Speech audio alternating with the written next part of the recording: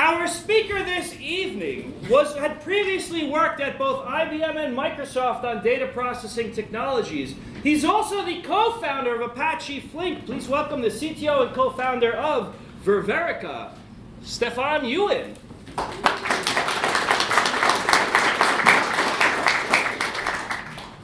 All right. Thank you very much for the introduction. Yes, my name is Stephan. I'm one of the folks that wrote the first lines of code on what later became Apache Flink. Actually, together with another person in the yellow T-shirt in the back, and some other folks in the university in Berlin. Yeah. So, for those of you who actually have followed Flink a little bit, you might get confused with some of these names. So let me just quickly help you out there. We founded Data Artisans as a company a bit over 4 years ago, out of the Apache Flink community. The company got acquired recently by Alibaba Group, and we had to change the name. Let me just say that there were some lawyers involved, and we had to change the name. So that's all I can say about this. Okay, so. Yeah, let me actually quickly give you a background. Yes, we're the company was founded by the original creators of Apache Flink, pretty much by all of them together. So we're developing together with the Apache Flink community this stream processing system, and we're also offering an enterprise stream processing product it used to be called DA platform, now Ververica platform, which is basically an enterprise-grade stream processing solution built around Apache Flink. All right. So let me actually quickly ask you guys, how familiar are you with Apache Flink? Like, who has? I guess some people have heard about it before, given the answers to the trivia questions. Maybe some are a little newer to the system. Can I quickly hear who has actually written Flink jobs before? Some people. Who has a rough idea of what Flink stream processing and all this is? Okay, good. Then I'll try to tailor my explanation a little bit to that.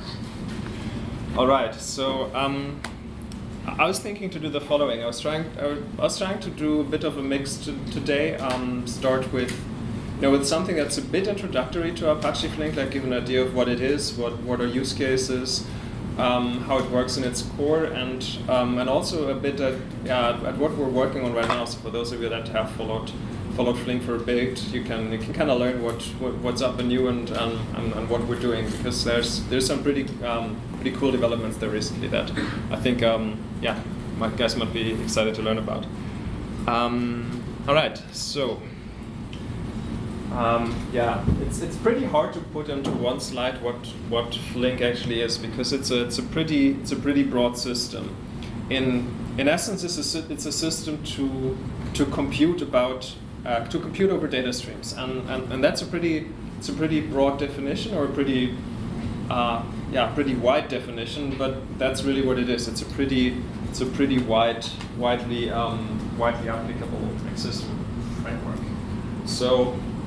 Can think of it in the following way. Whenever you have data that you can somehow interpret as a stream of records, of events, be that real-time events coming through some message queue, or some log, let's say Kafka or Kinesis or so, or a stream of data that you can read out of a database or file system. Flink is a system that you can use to do computation, stateful computation over that system. With a few building blocks that make it possible to build fairly powerful distributed stateful application over those data streams. So the idea of Flink, or the vision of the Flink community, is really this idea to look at stream processing and think about it as not just a paradigm for real-time data processing, as it might have been. Or as maybe most people initially think about it. That is certainly a use case, but stream processing in how the Flink community thinks about it is actually, it's a much broader paradigm. It's like like I said before, right? You can really view a lot of data sources or a lot of things. You can view them as streams of records, and then computing over them. Those are stream processing applications. And if you pull the stream out of S3 or of a database and then run a regular SQL job, it's kind of a special case of a stream processing application. Even though it's probably something that a lot of people would initially classify like, yeah, that's a batch processing job.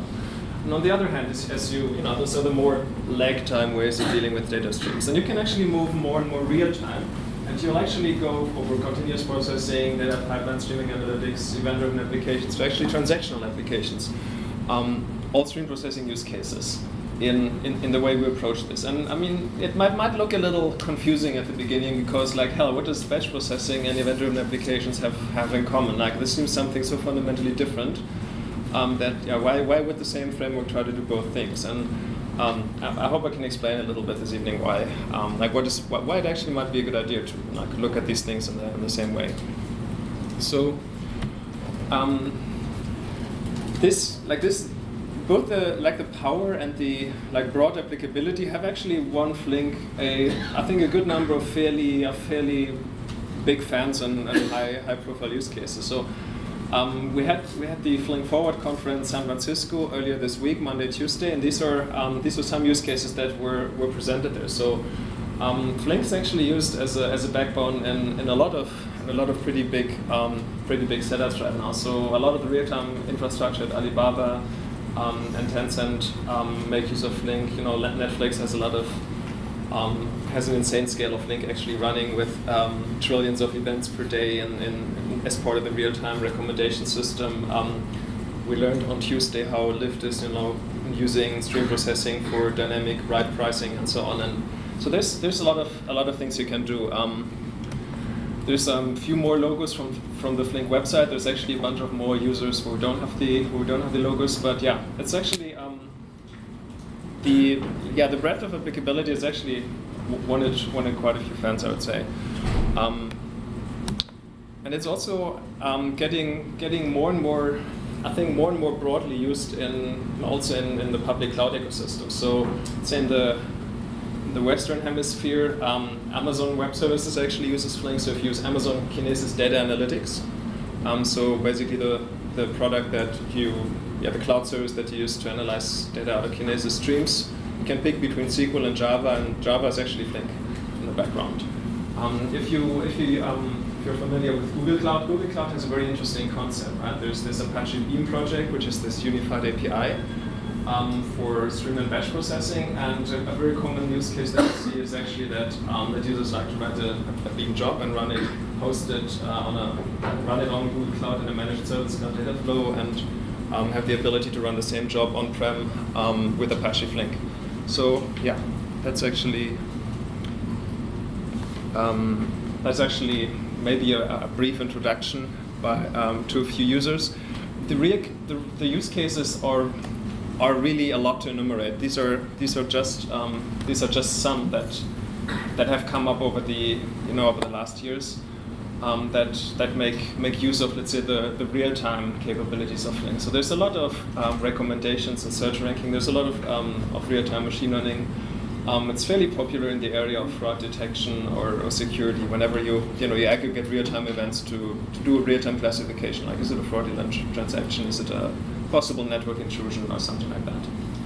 Some really cool projects that I've learned about recently, or like IoT and smart city projects. So it's actually being heavily used by Alibaba in its hometown for like a citywide IoT infrastructure to cut down traffic times and make green light paths for ambulances and so on, which is pretty impressive.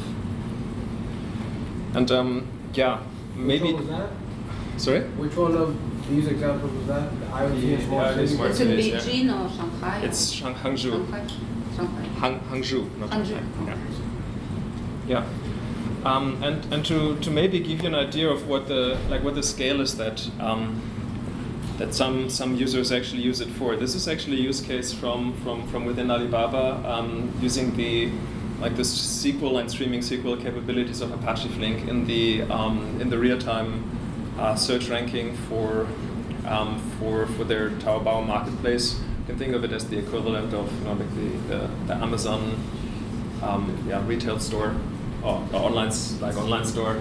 There's it's a fairly big scale, like on 10,000 of machines, 10,000 concurrent queries with data rates up to 1.7 billion events per second, which is pretty crazy if you think about it, while maintaining sub-second latency and going over 100 terabytes of in-process state. So this is fairly significant. So this is the sizes and the event rates that you get on Singles Day, which is like the Chinese equivalent of the Black Friday, I think.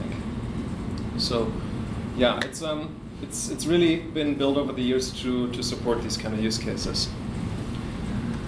All right, how do you use Flink as a user? I'm going to spend just some brief time on introducing the APIs that you can use for Apache Flink, and we're actually converging towards two main APIs in Apache Flink. One is the DataStream API. It's been around for a bit longer. One is the table API, and they really kind of are, let's say, the go-to APIs for slightly different styles of use cases. So in this broad spectrum of event processing, there's some use cases that have a more analytical nature. You can almost equate the table API with SQL. Just to give you a rough idea, it's kind of like a relational DSL that's pretty much equivalent to SQL. It just embeds a little nicer inside Java or inside Scala. If you're familiar with Link or with Spark data frames or so on, you can kind of think about it along those lines, right? So very much declarative or automatic optimization. Maybe those things might make sense later in the talk. What does it mean? Implicit state, triggering through SLAs, or time handling through SLAs, versus here applications going to the DataStream API very much tailored towards use cases where developers want to very explicitly control how things are executed, want to use like Java, Scala classes, because those are the classes that describe the business objects that are used by the libraries and so on. And then the APIs look, SQL. I'm using SQL here instead of the table API because it fits nicer on the slide. This is it looks like a regular SQL statement because that's what it is. Streaming SQL and Flink is just regular SQL interpreted in a dynamic fashion. This is the more the DataStream API that uses, in this case it's Scala. Flink's core is mainly implemented in Java, but it does have APIs in Scala just because Scala is a nice API language. Yeah. So those are kind of the two, I would say, the two main APIs that you use to program Flink. So you can actually see it can go from fairly low level to fairly high level. Excuse me, Stephan. Mm-hmm. On the right side, is there a notion for joins? Yeah, there absolutely is. So you can think of this really as SQL, as you know. So joins in SQL also work. There's a few even extended kind of join semantics in order to deal with like temporal tables and temporal relations, because that's a very common use case in streaming. But they're abstracted in such a way that it's not a SQL style dialect. It's really SQL, and there is. I'm not going to go into those details because that's a whole talk of an hour in itself. There's a really cool model how SQL is interpreted in a way that it translates between tables and streams in the way that, maybe I can try to say it in one sentence. If you're familiar with, let's say, materialized views in data warehousing, like in an Oracle DB2 SQL Server or something like this, you define one view, you define views, and you can say materialize that view, and whenever the base table changed, the database internally computes how to update that view. That's very similar to how we interpret streaming SQL. It's based on tables that you derive from streams. You can think of the streams as being update commands to the tables. And then it actually produces update commands to the output tables. So it's kind of, it's SQL that's based on dynamic tables instead of tables. So if you're familiar, for example, with Apache Beam or with Calcite or so, it's a very similar definition of SQL there. It's a bit different than what, for example, KSQL does, if you're familiar with the Kafka ecosystem.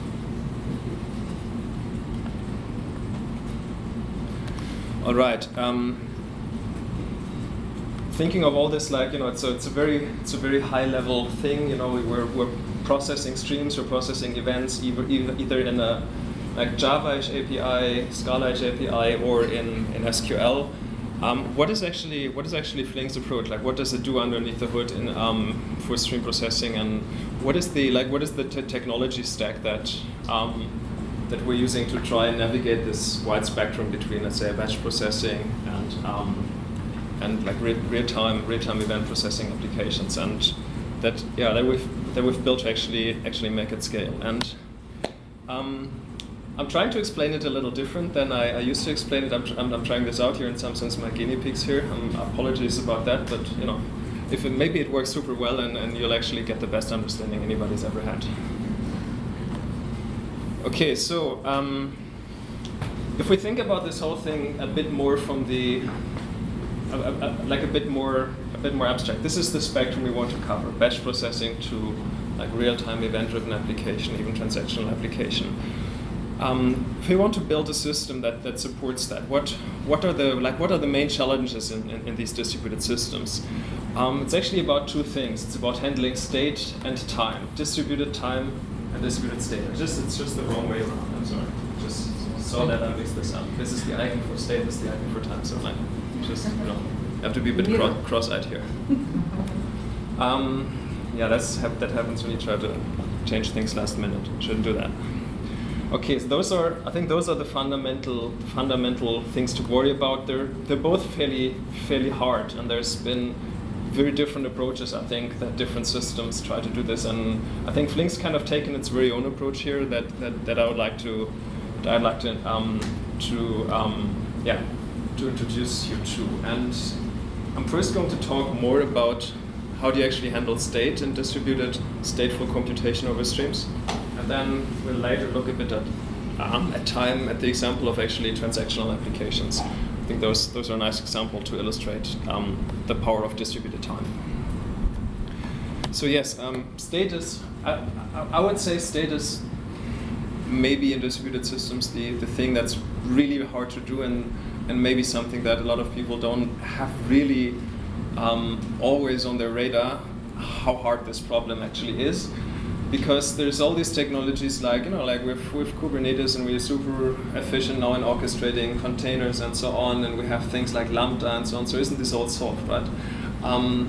So it's not really solved. I think it's never really solved. It's just like these technologies sometimes make you forget about the problem because they make it easy to make it someone else's problem. But really, in the core, this is where it all comes back to. And let's make a thought experiment here, right? If we want to build an efficient distributed application to, let's say, process data, and let's take something like a fraud detection example, right? An event comes in. Let's say the event is a credit card swipe, and we want to put out an event that says, yeah, this one's good or this one's not good, right?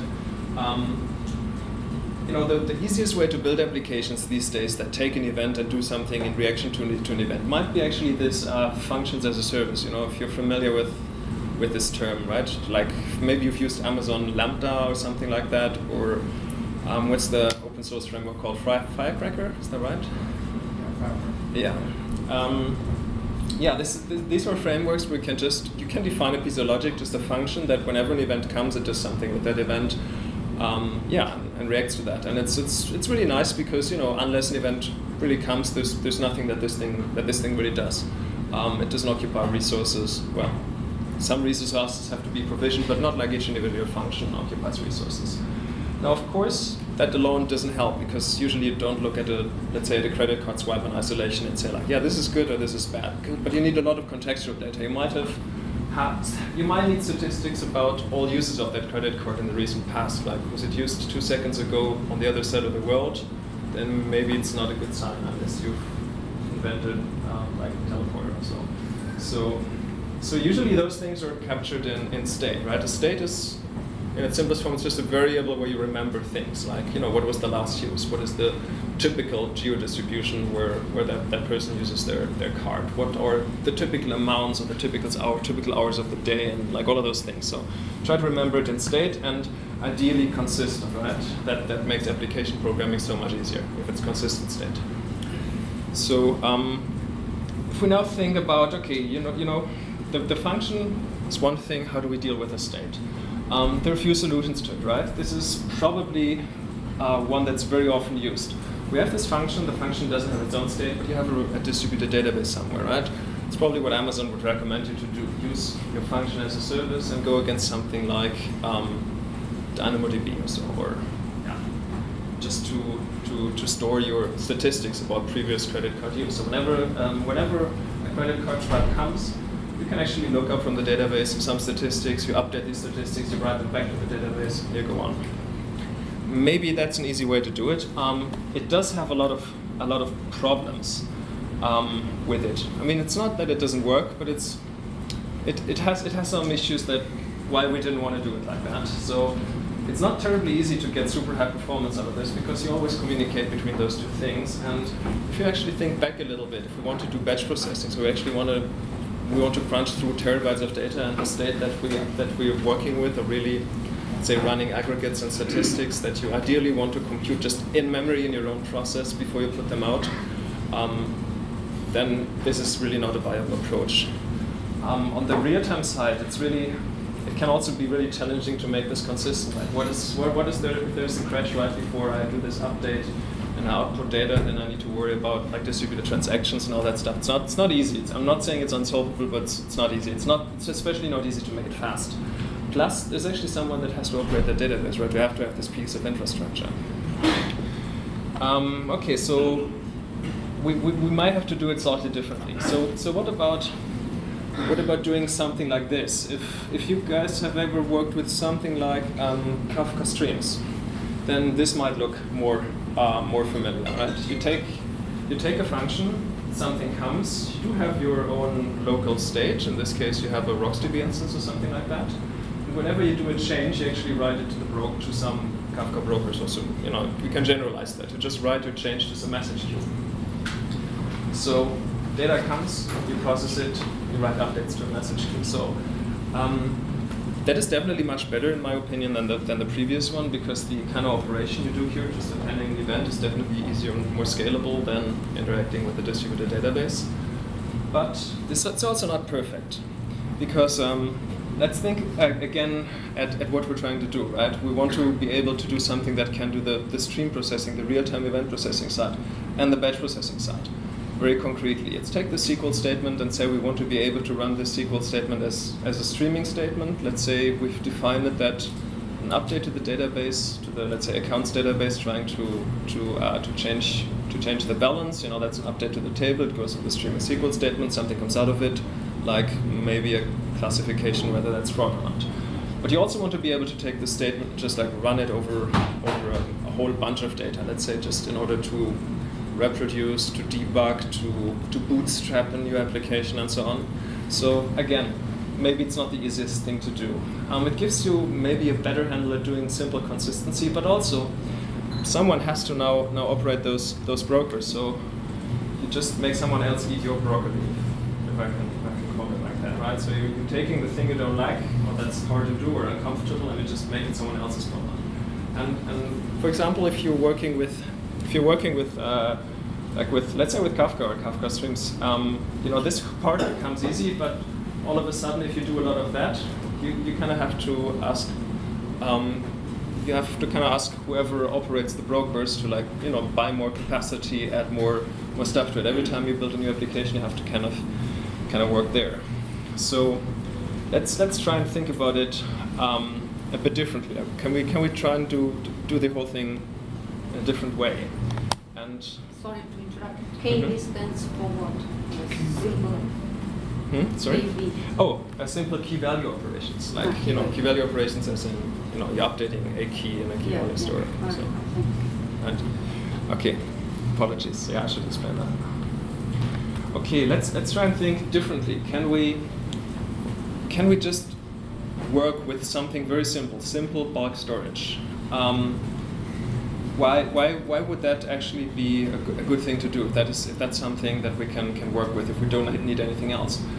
Because first of all, it's maybe the most mature distributed state or storage thing that's out there, right? There are tons of options. There's S3, Google Cloud Storage, Azure Blob Store in the hosted versions. There's HDFS or Ceph or Elastic Cloud Store on-site, or, you know, just the network-attached storages that have been around for a while. They're very simple.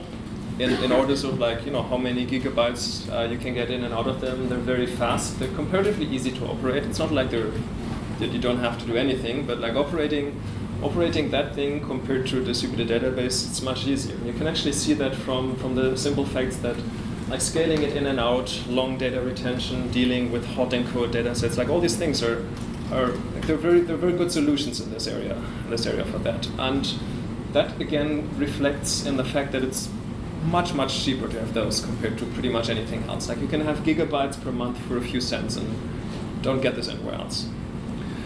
So how can you try and build distributed stateful applications with strong consistency if you only assume this thing, right? And this is kind of the idea of something that used to be a bit of a theoretical model, but that kind of is a bit of an inspiration to how how Flink deals with fault tolerance and persistence, which is it's actually, I think originally the first time I heard it mentioned is in an article from ThoughtWorks. It's called event sourcing plus the memory image. Let's assume we have some form of storage at the beginning, right? I realize, there's a little bit of a inconsistency here that I'm again assuming first an event log, but bear with me, we're going to resolve that in a bit. Where we have persistent events, and then our stateful process is just a regular process that takes the events that has some data structures, so just some variables, some maps where it keeps the statistics. And when the event comes in, you update that, and then periodically you take a snapshot of that memory, conceptually, and put it somewhere. And you do remember where exactly here was the position that you left off in this sequence of events, right? And then that doesn't only work just with pure memory, but you can also make it work with things like RunStd or like other LSM tree-based storages, which is the nice thing. You just need to conceptually capture the view of your memory or the view of the changes in your memory if you want to do it like data-based, and you put that somewhere. And then when something crashes, you actually put it back. And so you put it back, you remembered where you left off, and you replay these events that came in the meantime since you took this image. And you've kind of actually gotten something that's strongly consistent. It doesn't do incremental, it doesn't have to write incremental changes to remote storage and so on. And it just needs to persist this memory image somewhere, which is just bytes. You can really easily put this in HDFS or S3. So that's one very simple way to think about it. Now, if we actually go to the point that we look at, more complex applications, they're often not a single function. They're often actually just, sequences of function. One computes some statistics, the other one routes data to some other target, one computes some aggregates, another one transforms it or and enriches it in some way. So applications kind of end up being these streaming flows of events, and then there's some operations that are stateful. There are always also some operations that are stateless. Let's say some things that are just tasked with parsing or converting from JSON to an internal Java class or something like that. And then we have these events flowing through, and instead of taking a snapshot of each individual thing, what we actually do is we take a snapshot of the whole thing. Like we kind of swipe asynchronously across this streaming flow, and we put the snapshot somewhere here. Like just think of this as being S3 or HDFS or something like that. And conceptually, when things fail, we do reload the state and remember where the sources were, where the input streams, like where the event source left off, and replay it from there.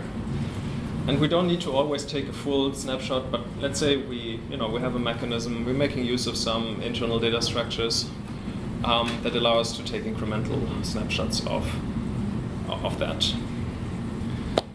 So in some sense, that's kind of the philosophy behind how Flink is based as a stream processor. And one thing I want to actually point out is that, if you think about now back the use case, batch and stream processing, for example. Let's say, this state, it's okay for this to be, let's say, a set of variables that just that are running, let's say, running aggregates. Something comes in, you update a counter, and you immediately output the result, right? So you can do incremental aggregates, you have them persistent for these snapshots. You can also think of this as a mechanism for batch processing, in which case you might actually not do snapshots even. You might just keep the data flowing. And if your input is, if your input to batch processing is typically, let's say, a database or files in HDFS or S3 or something like that, then you kind of go a bit further back in the stream, right? Rather than going back a few seconds, just go back to the beginning of the file. And it's kind of something that allows you to trade off how much effort do you make step by step for persistence, like how often do you take the snapshots, or how far are you willing to go back, which kind of makes it a very powerful thing. You can almost think of it as giving you a bit of a trade-off. How much are you willing to reprocess on recovery versus how much overhead do you want to have during execution in order to more often snapshot. So this kind of is a powerful block in navigating the spectrum of more real-time and more offline data processing. Can you explain, sorry to interrupt, the meaning of this so-called, what is it? Okay, Just so interpretation. yeah, okay, sorry. The meaning of these circles is those are operators in a data processing application. They're pretty much like this circle, right? They're transformation functions. They take an event, they might update something and produce an event, right? We just have a few more of those now. We have a few more as in, let's say here's something coming from one source.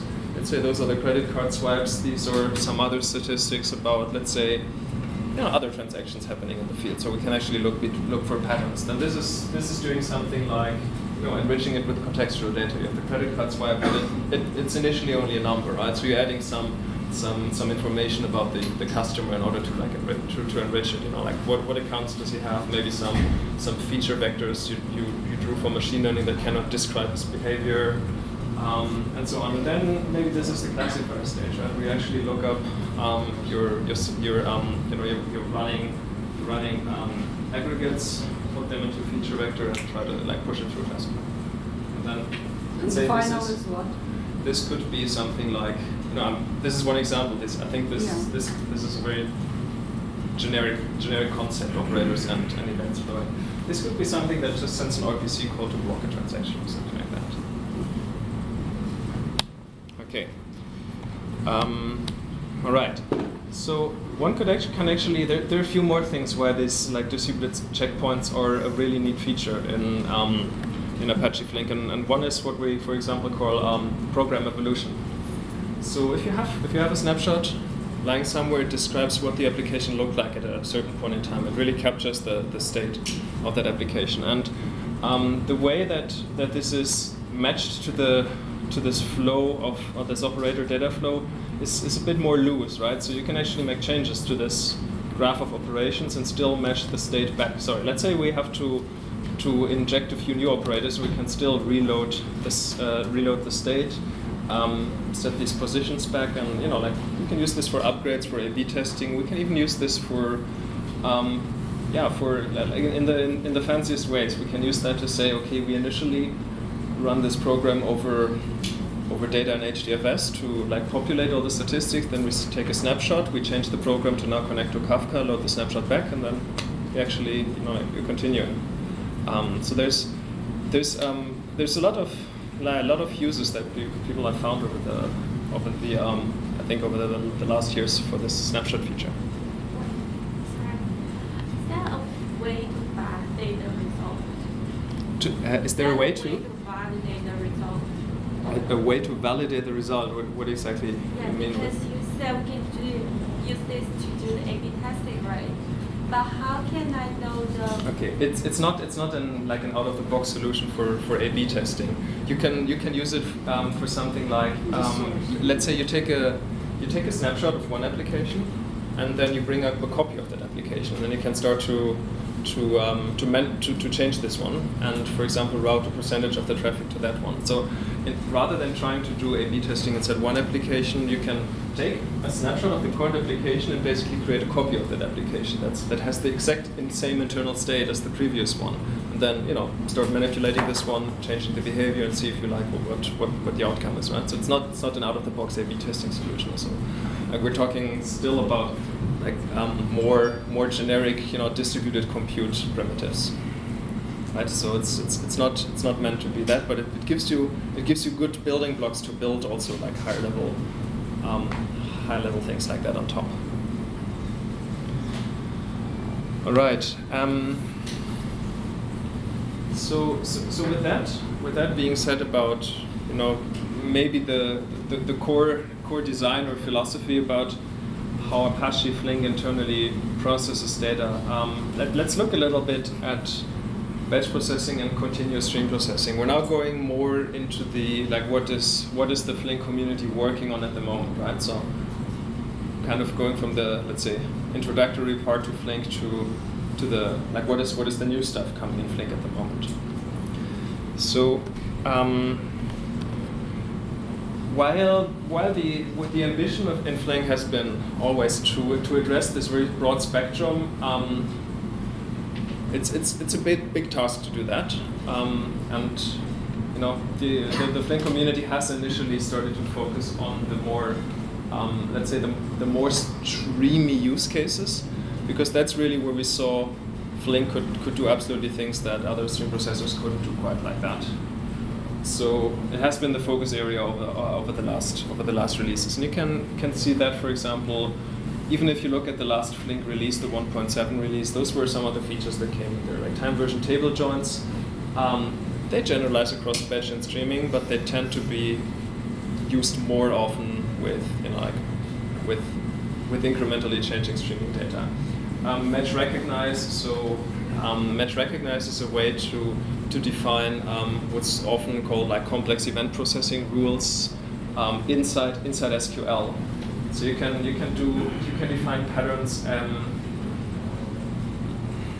Let me create a simple artificial example. Like you're taking events from the stock market, and if you actually see 2 ticks up followed by 3 ticks down, then you want to react to that. You can define sequences of events, and when a sequence of those events like that comes, then you want to do something triggered by that. So it's a way to look for patterns in sequences of events. Or actually schema upgrades. Schema upgrades is a way to say the state that you stored in an application, you can evolve it similarly as you can evolve a table schema, because that's what we're doing now, right? We're moving a bit the tables from the database. We're saying, you don't really need the tables in the database. You use as much as you can state in your application directly, right? You use the state directly in the streaming operators. That doesn't mean that you don't need a database anymore. You might still need it for other things, but you don't use it exactly for that anymore. But at the same time, that means you now have to solve similar issues inside your application, like upgrading programs. And there's some interesting properties to schema upgrades in stream processing rather than in databases. For example, you don't have to worry about maintaining 2 versions at the same time, like having a program that is partially in the new version, partially in the old version, so the table schema has to be able to support both. You can just change your application, snapshot, upgrade, and then you're in a new version. So that has been really very much Flink's focus for the last years, I would say. And as of recently, we've started to say, okay, we always had this vision. Maybe it's time to really go a bit more and make the batch side happen. Make this really practical to say I can use this stream processor in a competitive way for batch processing use cases. So that's what the next part is about. Like what are we doing there to make this work? Going back a bit to the beginning, right? I mentioned this, that in theory, so Flink views everything as streams. Streams can be unbounded or bounded. Unbounded streams mean they go on into the future. There's probably in somewhere when somebody shuts this down or when the world ends or so, but it doesn't have a definite end yet, right? So most real-time applications can have this characteristic. You kind of start them, you let them process events as they come, interactions from the website, data that comes from something like Kafka, so on, and you don't exactly know when it ends. You keep it running until somebody, artificially says, okay, now stop listening. So this is the notion of an unbounded stream. A bounded stream is something where you actually know when it is going to stop, so it has a defined end. For example, if you batch processing jobs are inherently jobs on bounded stream. The job ends when you've read all your files. You run this over a set of files in S3 or HDFS, and when these files are over, then this thing is done. It basically stops by itself when it's done, right? Then a continuous streaming program just doesn't stop unless you stop it. So in theory, one could say like, yeah, sure. I mean, as soon as Flink has this notion of understanding, okay, a stream ends, and the program ends, isn't that all you need for batch processing? Sorry.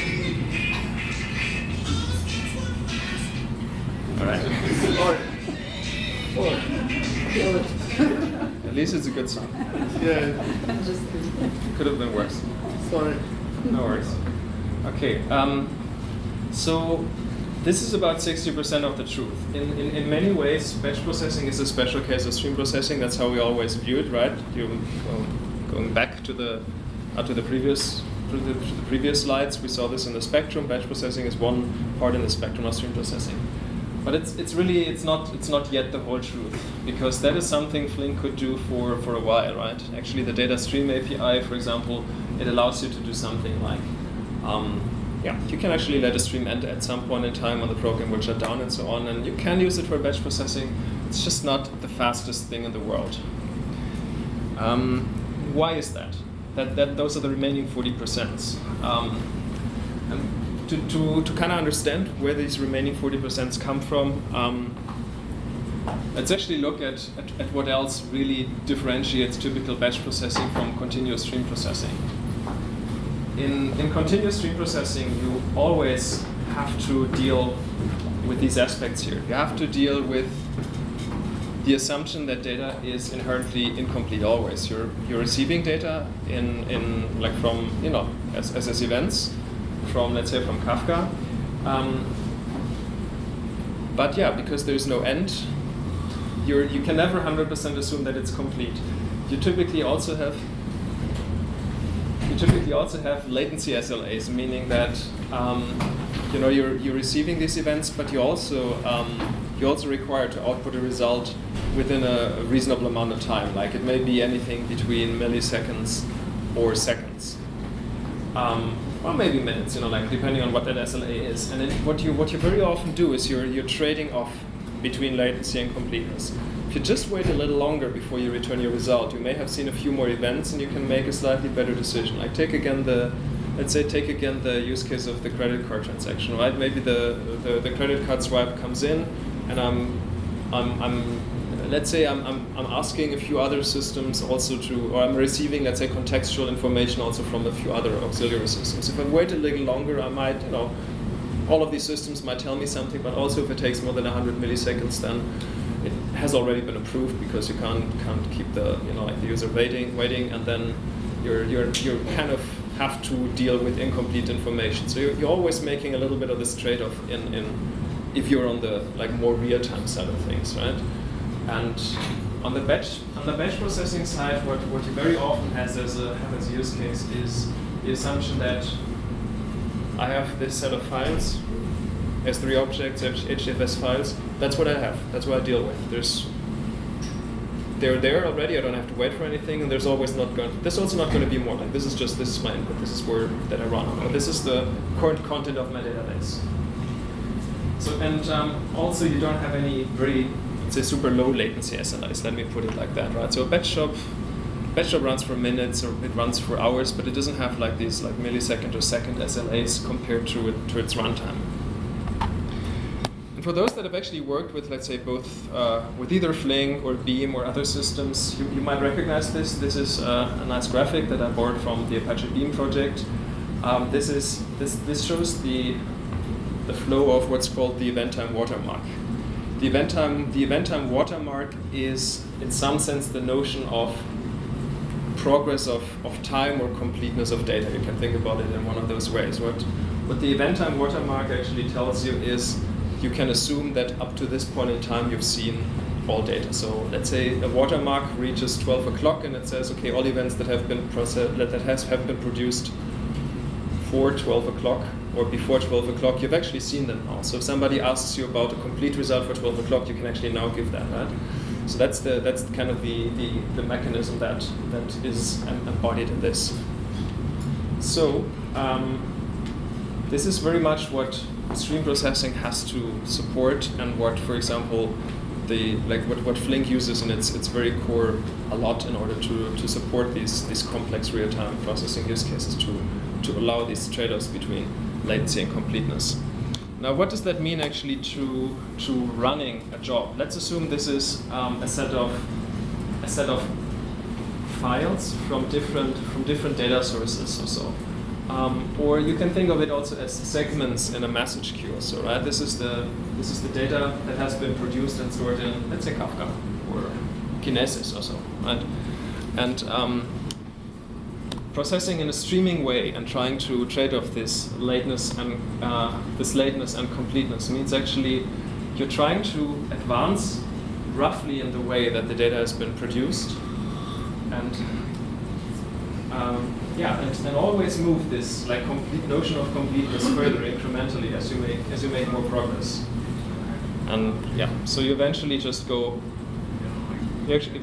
through the stream. That's kind of something you inherently need to do in stream processing, right? Yes. Along these lines, of course, it probably would depend on the use case, but would something like Kafka streams be a mechanism to, I wouldn't say to throttle the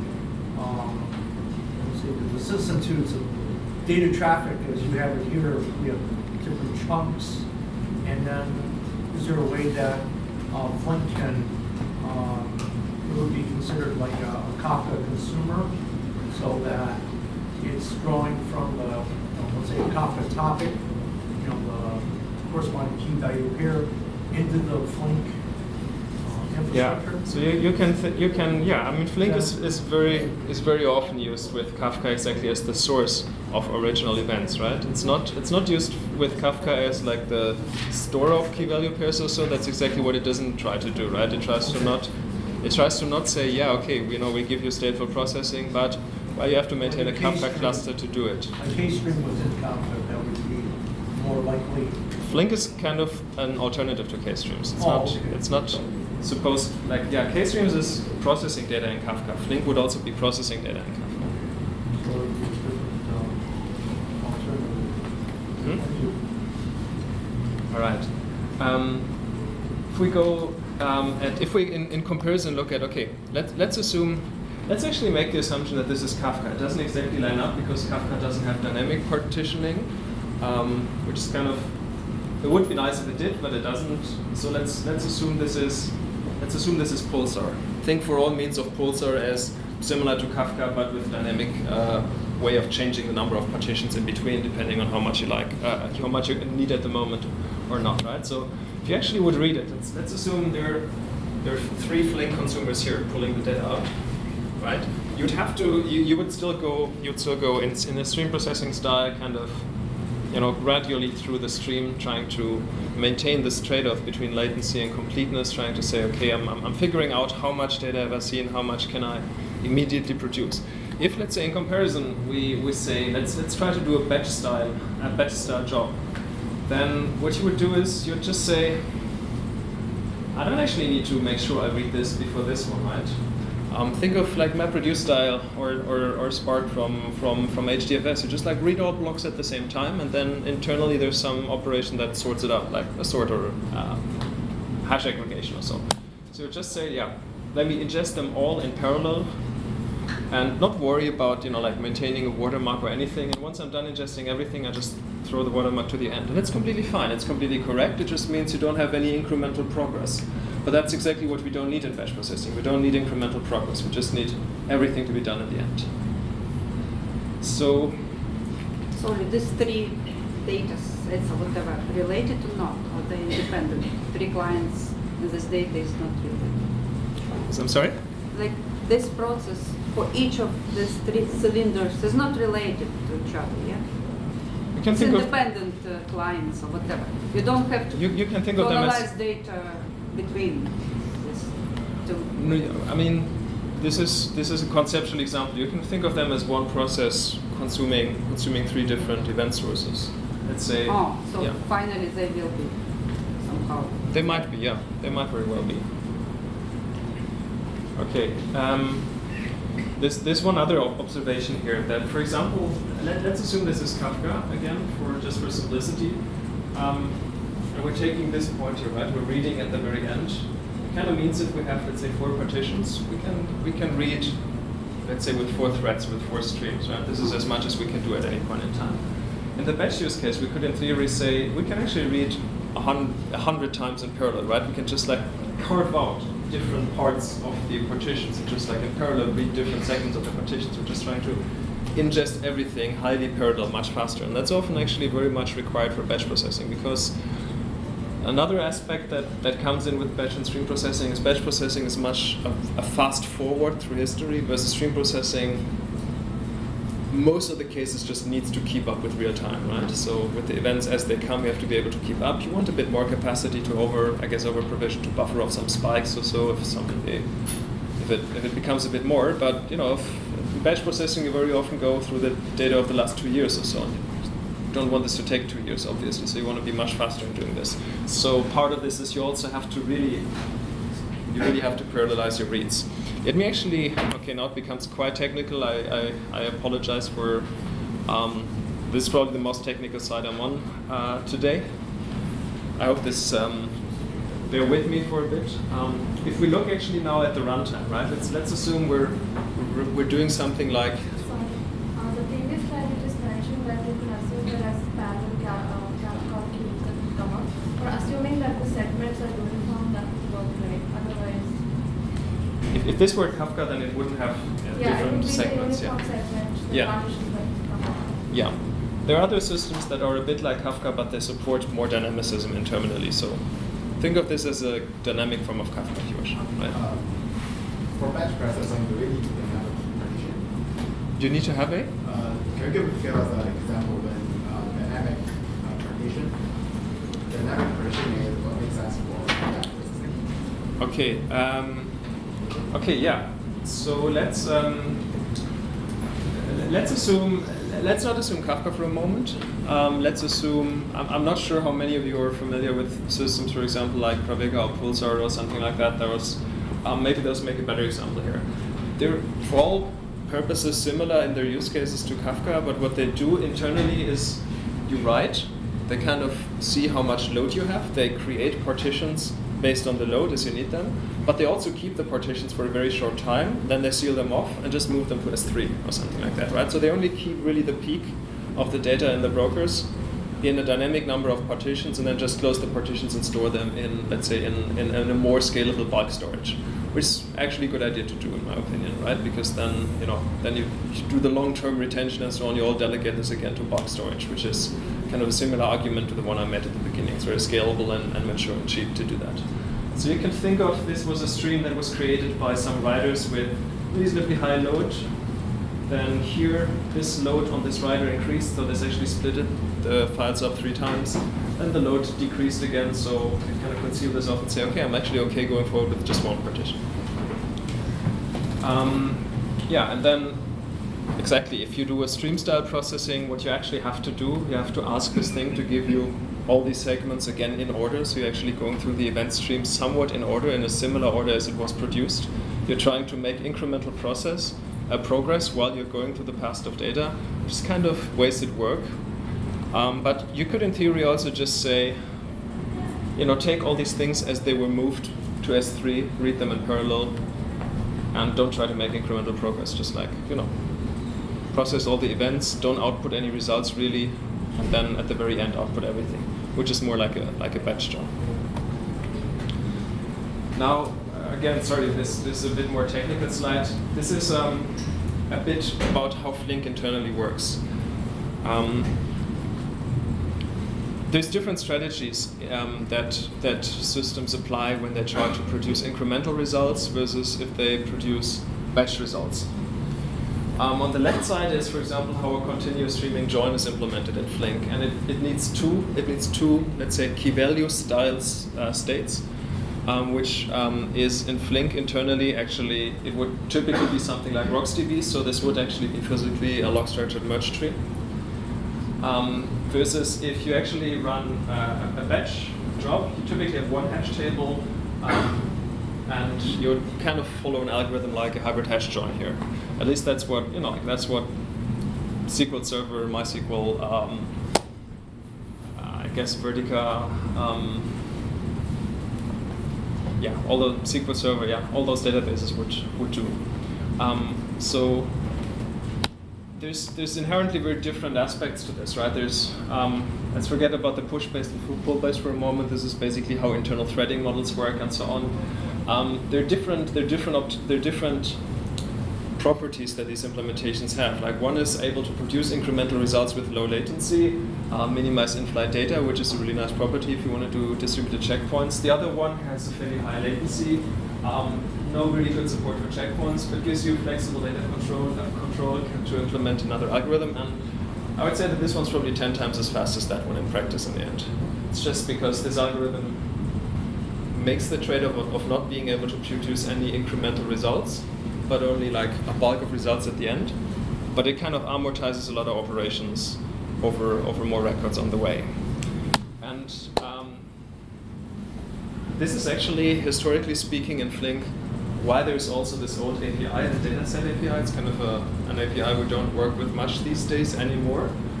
This is an API purely for, let's say, bounded streams, batch style data, which uses these kind of algorithms, versus the DataStream API is strictly for batch and stream processing in the way that it always also supports the streaming case.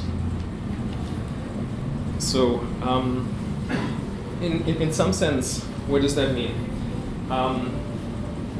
It actually means that if you build a stream processor that you want to be able to use to support the low latency kind of incremental result spectrum, you need to implement this part. This is implemented in Flink. In some sense, Kafka Streams does some of that as well. If you look at a batch processor, would probably more go this way, right? A pure batch processor. So this is probably more how things. I don't think this particular algorithm is in Spark, but for all like ignoring this for a moment, this is, for example, how a system like MapReduce or Spark would do things, right? So. If you actually want to be able to handle both then the incremental result case and the bulk thing efficiently, you kind of have to have both of these models in there. And this is actually what we're currently doing in Flink in this big effort of, let's say, really addressing batch processing as a special case of stream processing. We're actually trying to merge these mechanisms into one. So thinking of it as we're still staying with the general purpose stream processing model with incremental results as the core model, because that's really what you need. It covers all use cases, it covers batch and streaming, it just happens to be a bit slower on the batch side. You can almost think of it as, if you're from the database world, you can think of it there is an optimizer, like a SQL query optimizer, like databases have it. It actually looks at this thing and says cool, if I actually don't have latency as a base and operate on a bounded stream, then I have a broader range of operations to choose from. So I'm actually expanding my, my choice of operators. And if you're familiar with, let's say, cost-based query optimization from databases or so, it typically brings these systems to move to those operators that then, have the more beneficial, cost-performance trade-off. So this is one of the big efforts in Flink that we're doing at the moment, like unifying the batch and streaming world. As part of that, we're actually building a new SQL query runtime. So what I talked about at the beginning, this whole with state and snapshots and so on. This is the fundamental data processing fabric of Flink. I also mentioned that we've built a few APIs on top to support typical use cases like applications or analytics, right? So for analytics, we've built this table API in SQL just because complex analytical use cases, it's a really good idea to support SQL. And again, SQL here works both in streaming and in batch, right? We actually interpret SQL in a way that generalizes over both models. So the next big project that we're doing together with this reworking the batch streaming stack is actually we're adding a new SQL query processor runtime. What does that actually mean? What this actually means is when, let's say, you come from a table API or SQL program, it's something you wrote, it's your string, and in the end, what needs to come out of this is this this graph that we saw earlier, right? It's the graph with the yellow bubbles. Those are the operators, right? That like send events to each other in order to compute the result of that SQL statement. What happens before that? Like what happens on the way from coming to SQL to this graph, right? There's this stage called like query compiler, and which looks at the SQL statement, understands, like I need to do these and these and these operations in order to make this execute. Then it creates actually operators. It parameterizes. Okay, it says in this yellow bubble this piece of code should work. Like this filter should run here. This join operation should run here. It should take the events coming from the left side and put them into this table here, and it should take the events from the right side and look up the meshing events and so on. So this is actually what the so-called query optimizer does. It generates basically this plan, and this is one of the very big efforts. I would say maybe the most intensive effort that's going on for the 1.9 release. 1.8 should probably be released any day now. It's mainly on acceptance tests right now. So for 1.9, this is probably the most intensive feature we're working on at the moment. There's a lot of work that has gone in this. It has been actually I've worked on inside Alibaba for the last 2 years, and it's a query processor that is compared to the SQL query processor that's currently in Flink. It's going much further. It actually supports a lot more data types, more joint semantics, proper subquery decorrelation, more types of window operators, and in the end, it actually fully supports the whole spectrum of TPC-H and TPC-DS queries, which, if you're familiar with, like maybe data warehousing or so, it's a pretty extensive thing, right? So it's actually very serious SQL processor that it's able to do this. There's a big set of optimizations that were built into this, both on the query execution side, which has mainly to do with implementing efficient ways to implementing efficient operators, implementing efficient code execution, and so on. And on the query optimizer side, being really smart in how to take a query and transform it into a streaming data flow. So just to give you a rough idea, we're working on this at the moment for the 1.9 release. Probably the first phase of refactoring and implementing this would be finished by then. If we follow the regular release cycle that we do, that would be maybe around July or so.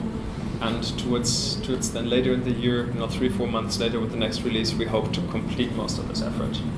It's a bit keeping fingers crossed because it's a pretty daring project, but so far it's looking all right. Okay, I have a whole other section that I think is really cool, but how are we doing on time, and how are we? 5 minutes left. 5 minutes is daring. Okay, let's try and do it. Still you can stop. Yeah. Okay, so actually going back again here, right? I mentioned it before. We started pretty much here in the middle, initially in Flink. We went into more lag time batch processing use cases. Or we are going in there with the current release. There's something at the other side of the spectrum that I haven't talked yet about, which is more real-time transactional applications. And there's a really cool answer, I think, that stream processing has to this class of problems. So let's actually take the university textbook example of transactional processing to look a little bit at that. Let's assume we're someone that manages accounts and balances, and we have a table with accounts and balances, and we're getting requests that say something like, if A has at least $100, then transfer like $50 from A to B, right? So there's some conditions and then some things that we execute on that. And in this realm of transactions, what is usually the de facto standard model is you should try and follow asset ACID semantics. So it's an acronym for atomicity, consistency, isolation, durability, which basically means with all the things that can go wrong in a distributed system, right? Like machines crashing, things getting lost, the network becoming unreliable, things, like network partition, whatever, disks failing. In any case, you should never get into a state where something gets corrupted. Let's put it in a very simple form, right? So for example, any transfer should either apply fully or not at all. It should never happen that you subtract $50 from A, but actually they never reach B. Something like that should never happen. It should also never happen that two people try to wire money away from A and all of a sudden they did like a math error on the way or so. Yeah. What can we do there actually? Let me go through it a little faster maybe, and you catch me after the talk if you want some details, because I think the remaining time is a little short to go into the details here. In essence, the hard problem comes, let's say, at least in distributed transaction processing, whenever things cross shards, like cross machines. You have to have one transaction that manipulates multiple machines. Let's assume, without restricting generality here, that our accounts are partitioned across the different machines that store the information in such a way that account A and B reside on different machines. So if we then actually have this operation here, it's coming in through a stream. At some point, this operation here to subtract something from A and B have to go to different machines. And as long as we guarantee that they always end up there eventually, then we can do that. And that's actually fairly well doable if you have a reasonable message queue on something like Flink that says, state's always like persistent snapshot restored exactly once replayed and so on. You can do that. It becomes slightly more tricky if you actually cannot just fire and forget these changes. So you actually have to do conditions, like make sure that A actually has enough on their account before you do manipulations, because then you actually need to go around in the stream processing topology a few times, like figuring out whether there's actually enough balance on A. You may have to look at the other side as well, because in theory there could also be a constraint on B. And then you go back, feed in the changes, and everything is good. Now it becomes even more complex. Usually, we're building these for really large scale for a lot of concurrent users. I bear in mind that this is not one event coming in at a time, but there's 1.7 billion events coming in per second in some of these installations, right? So you actually see many of these coming at the same time. So if we actually throw these out there, there's going to be a lot of work on A here and on B here concurrently. We just can't wait for all of this to happen one after the other. But we need to make sure it has the same consistency as if it happened one after the other. So how can we actually solve this? And how do we actually solve it for even more complex use cases? And now we come back a little bit towards the other thing I mentioned at the beginning, right? I spent a bit of the first part motivating how Flink deals with like state and state consistency and so on. And the other really important aspects that you need to handle in distributed systems, that's distributed time. Distributed time is a problem. It doesn't quite exist, but in stream processing there's a kind of interesting way to, let's say, work around that. We assume that time is the characteristic that defines order and completeness, and that the watermark, as I mentioned before, the watermark is kind of the thing that allows us to understand, have we seen everything up to a certain point? The watermark signals process. So it allows us actually to, let's say, drive a distributed event time clock, the watermark, which is not it doesn't have anything to do with the real world time, but that's actually a good thing, because distributed real world time is something you just inherently can't reason about. So we don't try to do this. We take pure event time and watermarks as the progress. And then there's actually a fairly neat way to kind of implement distributed ACID consistency in stream processing. And let's say the simple, like highly simplified, what we have to make sure is we have to have a consistent way of defining event time order over transactions, and making sure that whenever parts of these transactions are processed somewhere, we obey the exact same event time order. So that means that like some events just get reordered in the stream. We hold them back, we queue them in for later processing if we say we can't do it right now. So this kind of needs something like a flowing asynchronous event-driven system, like Flink is. It's computation that reacts to events, and you can, in theory, take an event and say, I'm not yet ready to process it without violating consistency. Give it back to me as soon as I am. kind of put it, let's say, back in the queue for later. And with that, you can actually solve this. So it doesn't need a lot of ingredients. It just needs a really good, a really strong event time watermark system, some clever logical clocks, and some feedback data streams. That's what we implemented on the transactional side. This is actually something that our company has implemented in what we call the streaming ledger. We actually skip over these remaining slides a little bit. I just want to point out maybe one thing that's fairly interesting, where distributed transactions have their Achilles heel often is when you get extremely high congestion on keys. Then they either like stop working or they start to just degenerate. So a lot of the they're called optimistic concurrency control systems. If you're familiar with the term, they're, for example, implemented in Oracle or in different versions of Postgres and SQL Server. If you get too strong contention, you tend to come to the point that you're making virtually no progress anymore. So this implementation actually has the property that that throughput goes down, but it actually goes down to a point that it still gets a stable, if lower throughput.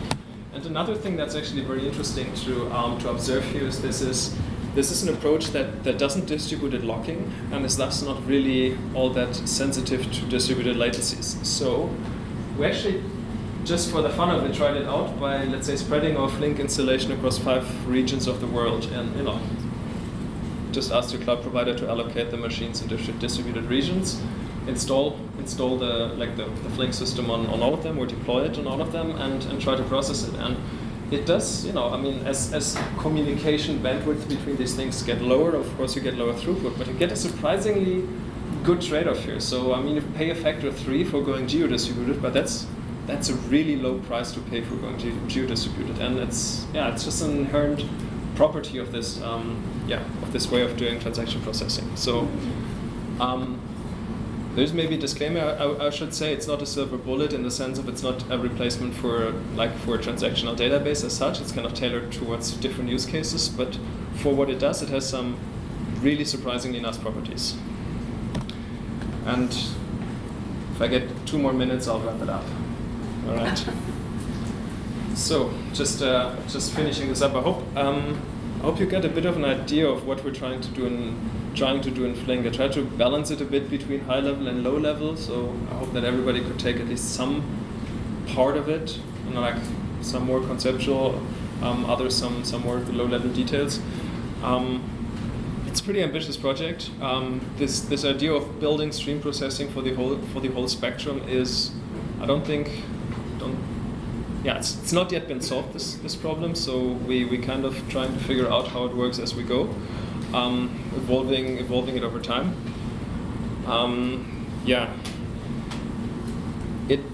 The whole stream processing space has some interesting relationship with serverless processing, I think. Stateful stream processing and stateful serverless processing, there's a very interesting relationship. One being, you can think of it as being a building block for the other. What we're doing, I mentioned it earlier, at the moment we're building a lot on now that the streaming side is somewhat been worked on for a few years. We're not stopping there, there's a lot coming there, but we're now daring enough to open up the batch side again and saying we really want to be the first system that says we're doing batch processing on stream processing, but as fast as a batch processor. So a lot of other systems, for example, take Beam and Google Cloud Dataflow, even if they unify the API, they go to vastly different implementations for the streaming and the batch side. And we thought, let's actually try if we can say we can build one thing that really does it both. We may have slightly complementary operators in there, but we try to make this really the same stack to the most extent. And we're getting there. We already have a shared network stack. We're getting to a shared operator and threading model.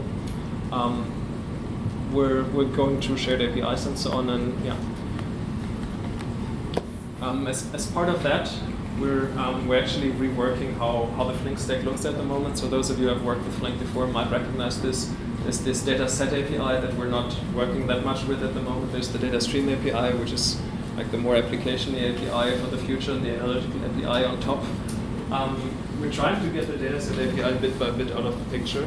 We're not dropping it immediately because it actually has users, but we're trying to establish the DataStream API as an alternative, and actually make the analytical table API a first class citizen that doesn't run on top of it. But yeah, it's actually on the same level. And we skip this. There's a lot of work on cross batch and streaming sources, because it's actually not trivial to say like how do you actually ingest from batch and streaming systems at the same time with the same efficiency. There's a pretty neat community effort happening around a community packages hub where third parties can actually create and upload connectors without having always to go through like the complete hassle of contributing and code review and involving committers, but more like a more community hub. The one thing that's maybe that's maybe new, because it hasn't really been announced anywhere else other than earlier this week, is there's a pretty big proposal for a machine learning effort on top of Apache Flink, which comes out of, let's say, some research inside Alibaba. It's been presented at the Flink Forward conference. There's something quite interesting about that, which is it's actually also trying to follow this model of not differentiating between batch and streaming, but making batch just a special case. So it's not only meant to say train an algorithm in batch and do some model evaluation in streaming, but it's actually implementing a type of iterative data API on top of Flink with let's say an iteration model that generalizes across batch and streaming, which in itself is actually, I think, a really cool research topic. But yeah, so this is something that where more details will come up in the next weeks, which is one effort that I'm really excited about. And then there are a lot of other things happening as well. That's my last slide. If you actually think this stuff is interesting and you would like to learn more and like more hands-on, like less somebody that tells you, like here's, like conceptually thinking about distributed time is hard and so on, but more like, okay, I have a concrete use case, like show me what I need to write down in my Java program or in my SQL shell in order to solve it. Then there's actually a Flink training later this month. It's 2 days, it's 2 courses. One is very much introductory if you've never worked with Flink before. One is more for if you have actually know the basics and you're now interested more in patterns and best practices and so on. So yeah, if this is interesting to you, check out the website. I think it's actually fairly reasonably priced. That's it.